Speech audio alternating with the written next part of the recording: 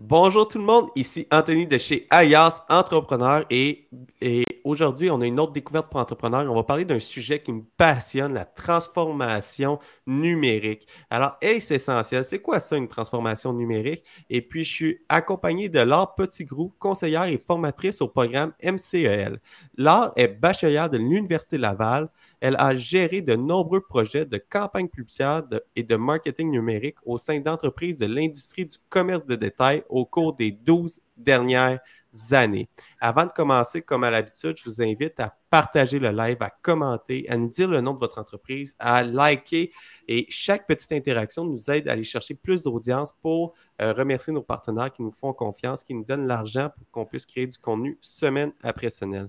Depuis le tout début d'Alias Entrepreneur, la Banque nationale a cru au projet. Alors, merci à la Banque nationale d'être partenaire. Il y a aussi le MEIE, le ministère de l'Économie, de l'Innovation et de l'Énergie. Il y a le programme Persévérance, un programme qui vient en aide aux entrepreneurs en difficulté. Il y a le réseau Mentorat, un réseau de mentors partout au Québec. Le CETEC, le Centre de transfert des entreprises du Québec. Ils ont de nombreux services. Ils ont un nouveau service. Si vous êtes sur le point d'acheter une entreprise, ils peuvent vous aider à subventionner les frais d'experts dans la transaction. Il y a aussi InfoBref, un média d'actualité. On reçoit un courriel à tous les matins. Alors, en 5 minutes, on reste agile sur l'actualité. Et bien sûr, mon commerce en ligne, de quoi qu'on va parler aujourd'hui. Alors, sans plus tarder, bonjour Laure. Salut Anthony, ça va bien? Ça va bien? Super, oui, merci. Hey, écoute, je suis vraiment content de te recevoir aujourd'hui parce que la transformation numérique, c'est un sujet qui me passionne. Mais avant de commencer à en parler, j'aimerais ça que tu me définisses, c'est quoi ça, la transformation numérique? Bonne question. Ben, la transformation numérique, je pense que c'est cette idée, si on prend comme exemple un magasin vraiment physique, où est-ce qu'on est en briques et mortier, où les opérations sont très faites à la main, puis on intègre des processus numériques, on intègre la technologie pour faire passer toutes ces étapes-là, ces tâches-là en automatisation, en numérisation. Donc, ça peut être simplement de passer d'un magasin qui va vendre uniquement à Québec et puis qui va vendre à l'étranger, partout au Canada. Donc, c'est vraiment ça la transformation numérique, c'est d'intégrer le numérique dans son entreprise. Puis, je dirais pas à pas. Ouais. Alors, si je comprends bien, le classique, on peut penser à une boutique en ligne. Alors, j'ai une boutique, j'ai un commerce de détail, puis là, je me mets à vendre en ligne. Mais est-ce que la transformation numérique, c'est aussi l'intégration d'un CRM, l'intégration de systèmes de gestion de commandes, l'intégration Mhm. de d'autres produits pour informatiser, numériser des tâches qui se feraient manuellement? Oui, oui, tout à fait. Tu sais, comme tu parles, la prospection. Donc, on voit vraiment la prospection des entrepreneurs qui se faisait et se fait encore avec le bon vieux document Excel. Je suis certaine qu'il y en a plusieurs qui vont se retrouver là-dedans, mais on a des outils qui sont beaucoup plus facilitants. Comme tu dis, le CRM, c'est vraiment un outil de gestion de clients qui nous permet de suivre la prospection, qui nous permet, entre autres, de valider si la personne, le prospect, le client potentiel a ouvert le courriel. Ça nous permet de faire des suivis, de déléguer des tâches. Puis le but, ben, c'est vraiment de s'appuyer sur le numérique pour gagner du temps. Parce que l'entrepreneur manque toujours de temps, hein? Manque de temps, il manque de ressources aussi. Alors, les Oui, ressources humaines, c'est de plus en plus difficile à ouais. recruter. Alors, quand on est capable d'automatiser des tâches sans passer par une ressource humaine de plus, ça peut rendre l'entreprise plus prospère dans le temps.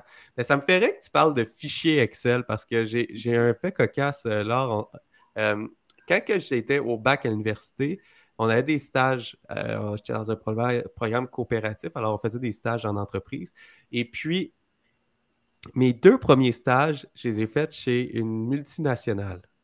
Et puis, tout mon stage, j'étais rendu un expert d'Excel, là. Je travaillais dans des fichiers Excel pour faire les prévisions de commandes, les prévisions de production pour des véhicules récréatifs. Alors, on avait des blitz de couleurs. Moi, je travaillais à l'international. Alors, on prenait toutes les forecasts de partout dans le monde, puis on ajustait pour faire la cédule de production pour je me rappelle plus si la prochaine année ou les 3 prochaines années, là, ou peut-être même les 5 prochaines années, je me rappelle plus c'était quoi Mhm. exactement, mais j'étais rendu un expert Excel. Alors, même dans les grosses organisations, Excel est un outil qui est beaucoup utilisé, là. Mais c'est pas un mauvais outil, ça dépend. C'est que Excel a déjà eu, je dirais, son moment de gloire, mais maintenant, Excel est un peu dépassé. C'est dans cette idée-là, c'est qu'on a des outils beaucoup plus facilitants qui sont, tu sais, ces logiciels-là, je pense à un HubSpot, à un Zoho, à un Asana, entre autres, ils ont des versions gratuites. Donc, on peut comme faire amorcer le premier pas et par la suite aller plus loin selon nos besoins. Ouais. Puis ça, j'aime beaucoup ça que tu viens de nommer ces outils-là parce que comme Zoho, HubSpot, ce sont des CRM. Zoho, il y a plus qu'un CRM dedans. Il peut avoir Mhm. Inventory pour toute la gestion de commandes. On n'ira pas trop en détail, mais ça permet de tout numériser les tâches. Alors, c'est plus seulement dans un fichier. Quand l'équipe grossit, on peut partager des accès. Ça Mhm. devient vraiment plus facile. Il y a moins de chances d'erreur. On est capable d'avoir des warnings, puis ça vient avec un outil beaucoup plus complexe. Mais avant de perdre les gens dans tous ces détails-là, j'aimerais ça qu'on parle parce que, étant moi-même entrepreneur, ça me fait quand même peur, la transformation numérique, la résistance au changement. Mais réellement, pour les entrepreneurs, c'est quoi les plus gros défis d'une transformation numérique? Mais tu l'as nommé, hein? Ça part de la personnalité de chacun. Parce que les entreprises qui ont une maturité numérique plus faible, si je peux dire ça comme ça, souvent, ils sont moins, l'entrepreneur ou dans l'entreprise, les gens sont moins à l'aise avec le numérique, ont moins un intérêt vers le numérique naturellement. Donc, déjà, le premier défi, c'est d'avoir le goût de faire la transformation numérique. Donc, ça, c'est le un. Je dirais d'être bien accompagné parce que il y a beaucoup d'entrepreneurs qui ont eu de mauvaises expériences avec des fournisseurs. Donc, ce qui arrive, c'est que c'est comme s'ils restent figés. Restent figés dans le temps, l'entreprise continue d'avancer, mais ils n'ont pas envie de reproduire cette mauvaise expérience-là. Donc, c'est d'aller rechercher un peu les compétences, les connaissances, le savoir pour être assez dégourdi pour être capable de vraiment clarifier ses objectifs puis de voir quand le fournisseur, ça ne fonctionne pas bien avec l'entreprise. Donc, ça, c'est vraiment dans les défis. Sinon, ben, c'est toujours le temps, comme tu l'as dit, le temps, les ressources. Ça fait partie des défis principaux. Mm. Ça fait peur parce que c'est des grosses dépenses aussi. Quand on parle de l'intégration d'une transformation, il n'y a pas juste les frais de logiciel, mais il y a tous les experts qu'on engage. Ça peut sembler être des grosses dépenses. Euh, Puis moi, au-delà des dépenses, ma question va un petit peu plus loin de ça. Quand que j'amorce des transformations avec des fournisseurs externes, j'ai peur de m'emprisonner avec ces fournisseurs-là. Alors, si j'y vais, par exemple, je fais confiance à quelqu'un qui m'a appelé, qui a fait un cold call, qui dit Hey, bonjour, avez-vous un CRM? Non, il me vend l'idée d'avoir un CRM, j'y vais avec lui. Comment que je fais pour savoir si je suis capable de me départir de ce fournisseur-là dans le temps? Parce que c'est un risque Mhm. quand même, là. Oui. Ben, tu sais, à la base, l'entrepreneur, l'entreprise devrait être capable de se départir du fournisseur-là. Quand on n'est pas capable, c'est parce qu'on est pris avec un logiciel souvent qui est fait sur mesure ou les outils, le site web ne nous appartient pas. Donc, ça, ce sont des red flags, là. Tout à fait. Puis, tu sais, d'aller clarifier tout de suite en début de mandat, voici mes besoins, voici mes objectifs, voici ce que je ne veux pas. Donc, ça va vraiment beaucoup aider aussi, là, je pense. Et, tu sais, les malentendus, souvent, entre les agences, les fournisseurs, les entreprises, c'est souvent de par le fait que les objectifs ne sont pas alignés. Donc, je prends un exemple super simple. Les entrepreneurs vont beaucoup se tourner vers des gestionnaires de communauté pour les médias sociaux. Et souvent, ils ne sont pas satisfaits parce que ça ne leur amène pas des ventes en ligne. Mais si l'objectif principal, c'était seulement d'animer les médias sociaux, c'est pas du tout la même chose que d'aller générer des ventes de par les médias sociaux. Donc, ça, c'est un exemple super simple là, où est-ce que les objectifs sont simplement pas alignés entre un fournisseur et une entreprise. Puis pour ce qui est de la transformation numérique, de mon côté, moi, je la vois pas forcément comme coûteuse. Donc, tu sais, il y a vraiment des outils gratuits, puis on travaille beaucoup dans mon commerce en ligne avec le développement des compétences. Donc, à ce moment-là, l'entrepreneur peut en faire beaucoup par lui-même ou aller déléguer aussi. J'aime beaucoup qu'est-ce que tu dis. Alors, si je comprends bien, avec les nouveaux outils qu'on a parlé initialement, comme un Zoho, comme un... Puis là, on les nommera pas, là, mais les outils gratuits qu'on est capable d'y aller, c'est pas tellement complexe. Alors, je peux me former et Mhm. commencer à les utiliser sans nécessairement faire appel à des experts avec des grosses transformations et développer tout de A à Z. Alors, il y a des choses qui existent déjà que je suis capable de Oui. rentrer à l'intérieur puis Mhm. simplement adapter au cadre de mon entreprise. Oui, tout à fait. Ben oui, vraiment. Puis là, dans ce cas-là, on sauve beaucoup de coûts de coûts et je ne suis pas dépendant d'un fournisseur. J'ai une plateforme qui existe. Je trouve un fournisseur expert de cette plateforme-là. Si jamais ça ne fonctionne plus, je vais avoir un autre expert. Vu que ce n'est pas du 100% designé pour mon entreprise, custom à mon Mhm. entreprise, c'est Ça. plus facile de trouver d'autres experts. Ben oui. Puis là, si je ne suis pas à l'aise d'aller dans la transformation numérique, j'aime ça, moi, gérer avec du papier, des dossiers papier. J'aime ça avoir mes bons vieux fichiers Excel, puis je dirais même au-delà des fichiers Excel, j'aime ça tout marquer au papier, puis faire suivre les papiers tout au long de la commande. Euh, c'est quoi les risques à ne pas amorcer la transformation numérique? Mhm. Ben, c'est la pérennité de l'entreprise. Parce qu'une entreprise qui reste fichée dans le temps, dans ses pratiques, dans ses processus, dans ses procédures très papier, elle ne va pas suivre l'évolution du monde actuel. Donc là, on est vraiment dans une ère de l'intelligence artificielle, dans une ère du numérique depuis déjà des années. Donc, il faut prendre le pas parce que si je pense juste à la génération Z, qui est la génération de moins de 25 ans, qui, elle, est uniquement numérique, qui est le client de demain, si on veut que l'entreprise évolue dans le temps, il va falloir un jour être capable de lui parler, puis de la comprendre et d'adapter nos pratiques pour la rejoindre. C'est une très bonne réponse. Puis, est-ce que la transformation numérique facilite le recrutement de la génération Z que tu as parlé pour le futur? C'est sûr que ça aide beaucoup parce qu'ils sont sur le numérique. Par contre, moi, ce que je vois de cette génération-là dans les tendances actuelles, c'est qu'ils sont vraiment axés sur le why. C'est quoi la raison d'être de l'entreprise? Donc, c'est quoi l'impact? Et eux, ils vont chercher beaucoup de transparence, un impact positif, entre autres, sur l'environnement, sur la société, l'inclusivité. C'est vraiment eux ce qui vont les toucher, là. C'est, c'est une excellente réponse. Puis je terminerai par, est-ce que je peux quand même, est-ce qu'il y a des exemples d'entreprises qui peuvent quand même avoir du succès sans avoir fait la transformation ou à moyen terme, là, ça va être de plus en plus difficile d'avoir du succès sans amorcer une transformation numérique? Ben, moi, je reprends votre article d'aujourd'hui de Serge, là, le marché a toujours raison.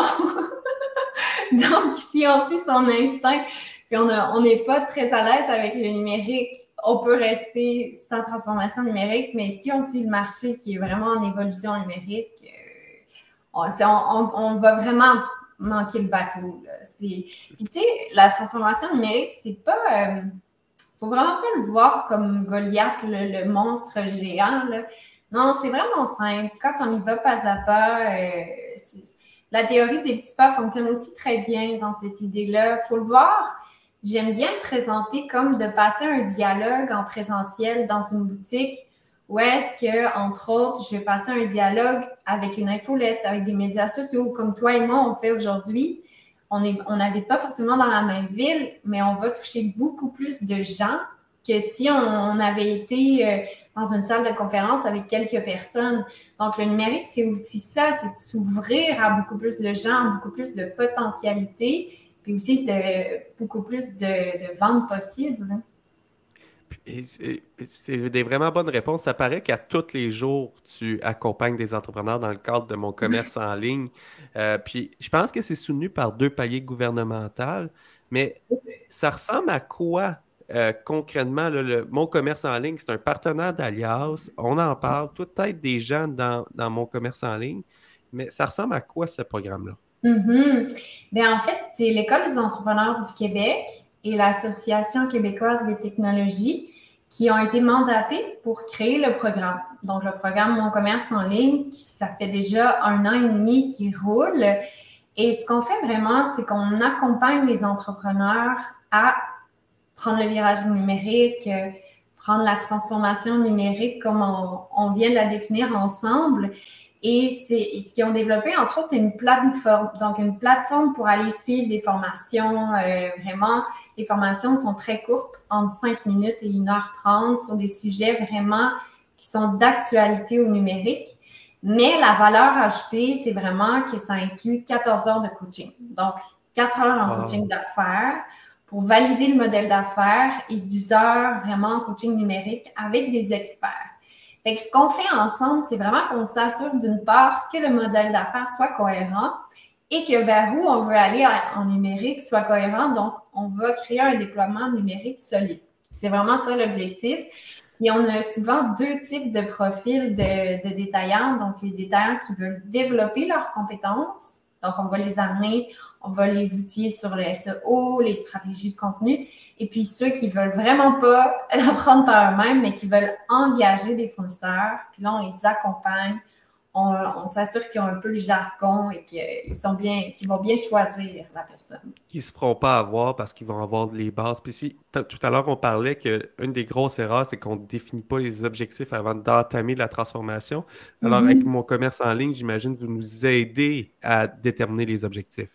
Oui, tout à fait. Puis, tu sais, on parlait tout à l'heure. Ben, en fait, ça va un peu plus loin.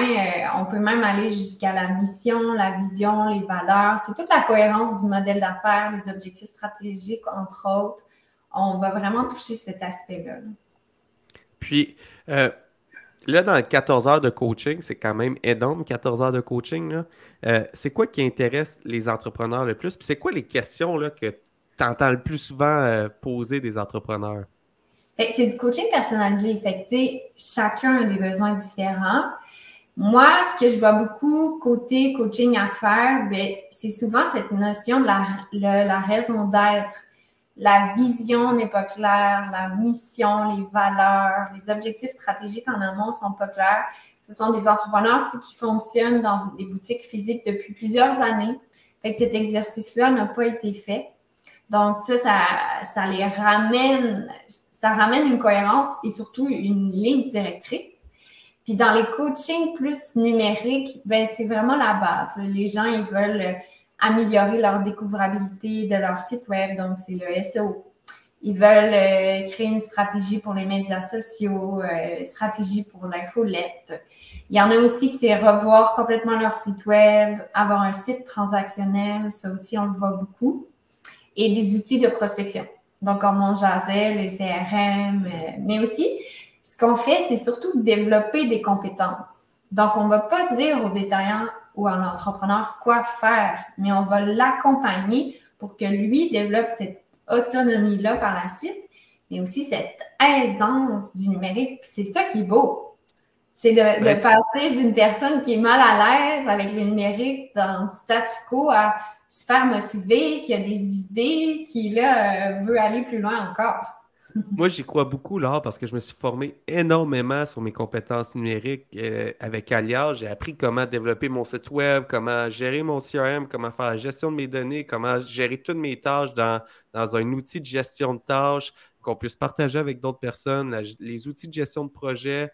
Je me suis vraiment formé je me fais accompagner aussi d'experts, mais je connais la base. Alors, quand on a des discussions, on est capable d'aller beaucoup plus loin que simplement qu'ils me réexpliquent qu'est-ce que j'aurais pu apprendre avec 4, 5, 6 vidéos à écouter pour la base. Là. Puis, est-ce que le programme Mon commerce en ligne avec les coachings, ça inclut des subventions? En fait, le programme est subventionné à 90%. Donc, tu parlais, ce sont les 2 paliers de gouvernement. Donc, en réalité, le coût est de 750 $.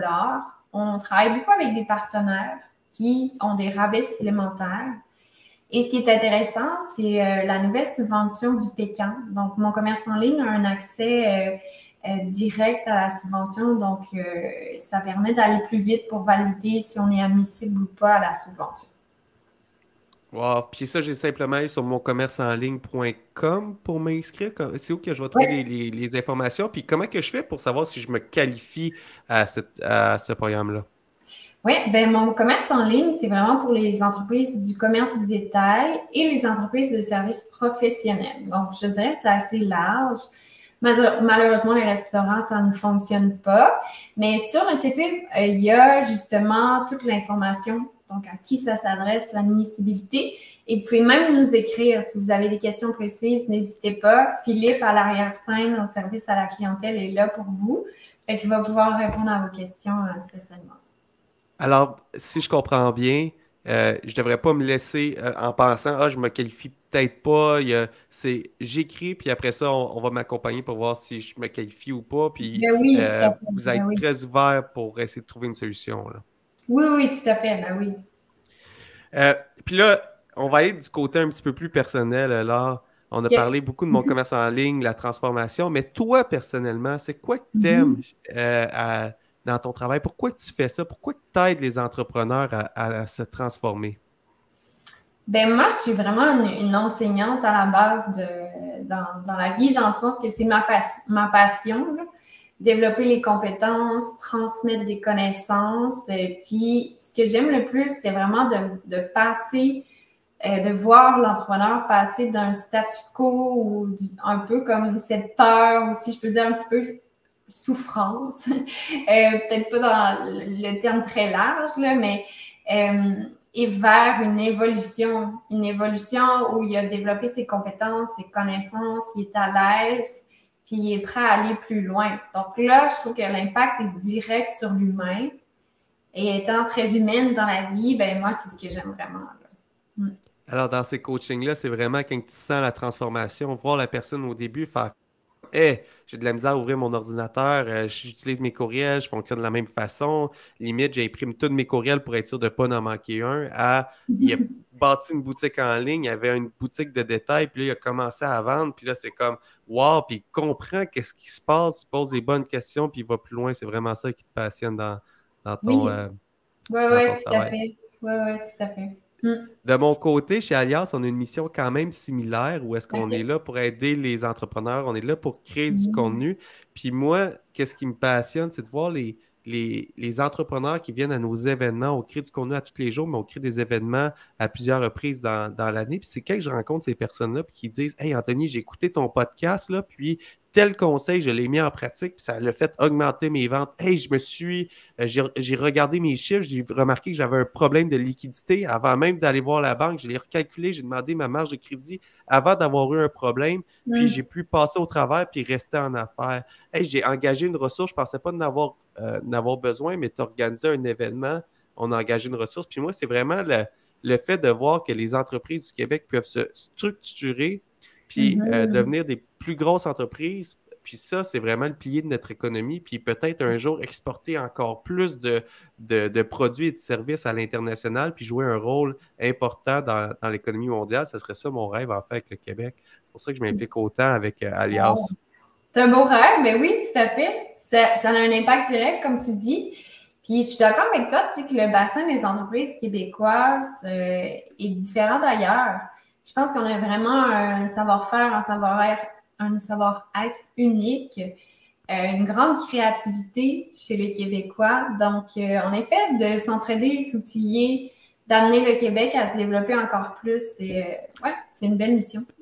Puis le côté créativité, là, au Québec, on est très bon en côté créatif. Ouais. Puis il manque tellement d'entrepreneurs au Québec là, que ça en prend des gens qui décident de se lancer. J'ai une idée, j'ai un concept, j'ai vu une entreprise que j'aimais, aller les voir pour la reprendre. Après ça, transformer-la en ligne. Il y a tellement d'entreprises que les entrepreneurs Mhm. sont freinés. Transformer, commencer, vous allez voir les succès monstres. Il y a quelqu'un dans mon entourage, je vais juste faire un parallèle là-dessus, mais il y a quelqu'un dans mon entourage qui a un commerce de détail très conventionnel. Puis là, elle ne croyait pas tant que ça à l'impact des médias sociaux dans, dans- dans son environnement, à garder son site web actif. Puis, on a eu quelques discussions, puis elle a dit, regarde, tu m'as convaincu, là, je vais commencer à être présente sur ces médias sociaux et elle a triplé son chiffre d'affaires. Wow! Pour son commerce de détail, elle n'a Wow! même pas commencé à vendre en ligne, mais elle a été présente, elle partageait, elle faisait des activités avec ses clients, elle prenait des photos avec eux, elle les mettait, puis ça a vraiment devenu un commerce de proximité achalandé, toute l'image de marque est revenue, puis ça a transformé son Mhm. entreprise, elle a pu engager plus de staff, elle passe dans une phase de croissance, elle pense ouvrir un deuxième commerce dès cette année, puis elle s'est fait demander d'avoir des franchises. Tout ça parce qu'elle a eu une rigueur, puis elle s'est mise à être rigoureuse sur être présente sur les plateformes de médias sociaux. Oui, puis là, c'est intéressant ce que tu dis parce que elle est en train de vivre sa croissance. Un peu comme la pandémie a obligé les entreprises à faire le pas vers le numérique. Tandis que là, ce qui est intéressant, la pandémie s'est terminée. Là, ton ami, ça va à 100 000 à l'heure. Mais de prendre un pas de recul puis de planifier sa croissance, ça a aussi un impact au lieu de la subir. Parce que c'est là après qu'on voit les entrepreneurs qui trouvent ça difficile, soit le numérique ou dans l'entreprise, parce qu'ils subissent l'entreprise et non pas, ce n'est pas planifier cette croissance-là. C'est un bon point. Parce que quand on manque de planification, là, ça se met, puis là, tu fais des heures de fou parce que tu n'as pas engagé assez rapidement, puis là, Ouais, tu n'avais rien de planifié, puis là, ça peut devenir très difficile. Mais en 2023, qu'est-ce qui a surveillé qui est en trait de la transformation numérique? Ben là, c'est cette ère d'intelligence artificielle. Et moi, j'ai un collègue avec qui je travaille, Alexandre. Il est super bon dans tout ce qui est le AI et aussi Martin. Puis là, il y a des outils qui sortent de plus en plus juste pour remplacer ce qu'on utilise. Donc, par exemple, il y a un nouveau logiciel qui est sorti. C'est un site web. On peut prendre juste notre produit puis utiliser l'intelligence artificielle pour mettre un fond. Imagine les coûts que ça nous fait sauver en frais de photographie ou en déplacement. On peut carrément passer d'un shooting photo d'une journée complète à un outil logiciel qui intègre les choses comme ça. Donc ça, c'est en train d'exploser. Aussi, tout ce qui est Meta. Donc, Meta va mettre sur pied ce qui a été dit. Cette année, supposément, une plateforme de vente en ligne. Donc là, présentement, ça se fait avec les partenaires Shopify, Wix et tout ça, Squarespace. Mais là, ils vont offrir cette possibilité-là. Et à Meta, oui. Meta, pour que je comprenne bien, c'est bien tout ce qui est Facebook, Instagram, WhatsApp, c'est ça, Meta. Okay. Oui, c'est le complément. Oui, c'est ça. Alors, si je comprends bien, je vais pouvoir mettre mes produits sur Instagram puis directement les buy in-app. Alors, je pourrais être directement, je vois le produit intéressant sur la photo, faire ça m'intéresse, je clique, j'ai pas besoin d'aller à l'externe vers un Shopify. Je peux tout. Ils ont prévu faire tout. Ça va changer complètement. Il va aller manger ce marché-là parce que, comme tu dis, on peut présentement acheter sur Instagram, Facebook, mais ça passe bien notre site web transactionnel. Là, ce qu'ils veulent, c'est aller chercher ce marché-là. Donc, aller chercher les frais de transaction. Imagine les revenus que ça va changer la donne. Et aussi, on parlait... Pour le détaillant aussi, parce que le détaillant, aujourd'hui, qui commence à être présent sur les médias sociaux, qui commence à avoir un brand présent, quand on va partager une photo d'un produit, d'un service, puis que le client va être intéressé, il dit « Moi, je veux ça », il n'aura même plus besoin de sortir, il va pouvoir cliquer directement sur la photo et dire « Moi, je veux ça », puis l'acheter directement, là. Ça va changer la game complètement. Oui, avec Facebook, mais on peut l'acheter directement. C'est juste qu'on lit notre site web, par contre. Parce que là, ça se fait. Donc, il y a ça, mais il y a aussi la Gen Z qui est en train de changer aussi les comportements numériques. Eux, 40% de la Gen Z n'utilisent pas Google pour faire une recherche sur le web. Alors, ils vont utiliser les médias sociaux. Alors, c'est fou quand tu y penses parce que, juste pour les auditeurs, Google domine complètement le marché de moteurs de recherche. C'est plus de 90% du marché que Google domine quand on fait une recherche sur Internet, là, peu importe un fleuriste, un coiffeur. Mais là, cette génération-là, elle va vraiment faire la transition uniquement vers les médias sociaux. Là. Fait que ça aussi, ça va avoir un gros impact. Ouais. Wow! Fait que tous les futurs consommateurs, ils vont aller sur une plateforme de médias sociaux pour chercher aux alentours avant même d'aller sur Google chercher. Puis c'est quand même ironique parce que moi, j'ai même, pendant un moment de ma vie, je m'amusais, il y avait une application, je pouvais mettre what you ask me, you can Google it. Puis là, tu marquais sur Mhm. Google, puis tu envoyais la réponse. Quasiment que c'était obvious, tu aurais dû chercher sur Google. Mais là, la prochaine génération, ça va être sur les médias sociaux. Puis ça me fait Ouais. penser à depuis plusieurs années, je suis brainwashé sur investi en SEO, c'est un actif numérique, Mhm. ça va être là pour très longtemps. Mais là, s'il y a un changement de consommation, il va peut-être avoir un changement aussi de où est-ce que je dois ressortir. C'est comment que je vais faire mon orientation pour mes mots-clés, pour mes mots de recherche, là. Mais la bonne nouvelle, c'est que la Gen Z au Canada n'est pas majoritaire. Alors déjà là, on peut calmer. On a quand même un gros bassin qu'on va rejoindre avec le SEO. Mais c'est juste qu'on parlait de qu'est-ce qui s'en vient, comment le monde change. Donc, oui, à long terme, il va y avoir des changements qui vont se faire. Là. Puis, tu sais, le SEO, moi, j'aime bien donner l'exemple quand tu dis c'est un actif, c'est un investissement, oui. Parce que du SEO, c'est comme un peu comparer un jardin avec le fait d'aller toujours à l'épicerie. Donc, par exemple, je vais semer mon jardin, je vais avoir des légumes qui vont pousser, puis ça va se faire. Puis quand je veux cuisiner, je vais chercher mes légumes. Tandis que si je vais toujours acheter de la publicité avec du SEA, donc l'achat de mots-clés, je vais toujours aller à l'épicerie, je vais toujours sortir des dollars pour faire de la publicité. Puis le jour où j'arrête d'aller à l'épicerie, ben j'ai plus d'ingrédients pour mon souper.